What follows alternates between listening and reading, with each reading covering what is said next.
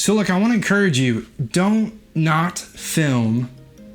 That's a double negative. Don't let the absence of gear prevent you from filming. You don't have to have a fancy camera to start filming.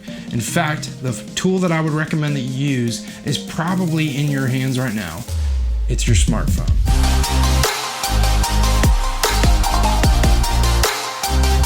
Look, we're in a point in our society where video has become a huge part of how we do business, how we do church, and right now video is everything.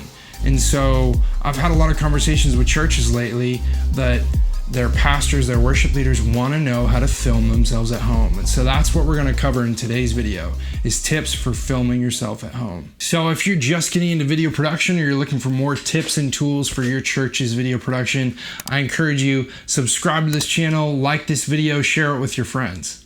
We won't be covering gear in this video, but if you're interested in learning more about some gear that might help, check out this video that I made on some budget-friendly tools that will help you elevate your videos. I'll put the link to that video in the description below. So let's go ahead and get started with these tips. My first tip for filming yourself at home with your smartphone is to try and find a way to stabilize your phone. And what I mean is you can either go on Amazon and buy a little phone tripod, or you could set your phone on a table, on some books. Sometimes when I'm filming, I don't have a phone tripod, but I'll set it up like this, as you can see.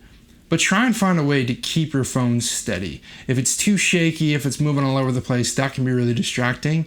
And you definitely don't want to distract people just because your shot is shaky. So try and find a way to get your phone steady. Second tip I would give is to try and film in a space with natural light. Today I'm filming in my office. I have a big window right here to my left, and I'm not using any lights. And I'm doing that to kind of prove a point, which is that you don't necessarily need lights to film. Don't let your lack of lights be the reason that you're not filming.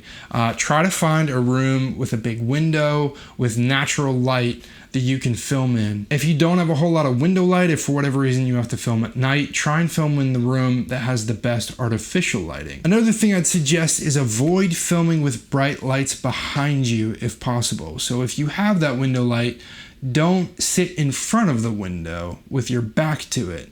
What that's going to do is either your face is going to be too dark or the window is going to be blown up behind you. It's just not really a good look. So try to avoid filming with bright lights behind you. When you're filming, double check the background behind you. As you can see, my desk is fairly clean right now. I can tell you honestly that it is not always so clean. But before I started making this video, I tidied up my desk.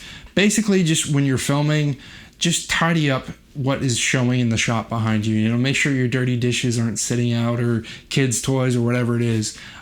Just try and make that room look really presentable. Once you have your stabilizer, even if you are having to hold it or if you're having a friend hold it, try and make sure that the shot is level. So look to things in your shot. Like behind me, I have my computer monitor here. I have my desk. Looking at the desk, is the desk parallel to the bottom of the frame? Is the computer monitor, is that parallel to the left or right of the frame? Try and make sure that that shot is level. Another tip is to shoot at eye level or just above eye level. You really don't want to be shooting below eye level. It is just not flattering, trust me. So try and make sure that that camera is either at eye level or just above it. Also, side note, don't use your selfie camera. It is significantly less quality than the other camera. So selfie cam, not okay. It's best to get your framing as perfect as it can be, but if you have to choose between shooting too wide or too close, it's better to shoot too wide. If you need to, when you're editing the video, you can crop in a little bit if there's something showing that you don't want in there.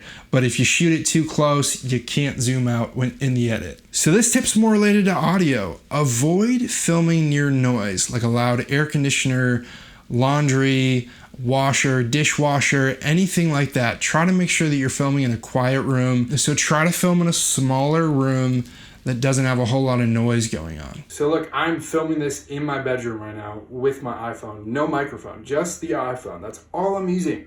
And so I'm standing right in front of some windows. That's the only light I'm using. I'm not using any artificial lighting at all. And I'm not standing in front of a bright light. I've got this wall behind me, and I checked the background, made sure that was clean before I started filming. and the shot is level, the shot is steady. I've got it sitting on a windowsill at eye level. All I did was lift up that windowsill till it was at eye level and put the phone right on top of it. So just that to say that you don't need fancy tools, you don't need fancy cameras, tripods, lights to make a video. You can use the smartphone that you have right in your pocket. There it is, some guidelines for you if you are filming yourself at home with your smartphone, or even if you're filming it with a camera. Hopefully these guidelines can be helpful for you. If you have any questions or if you have any ideas for topics you'd like me to cover in the future, feel free to comment below with those. And in the meantime, go ahead and like this video, subscribe, and share this with your friends.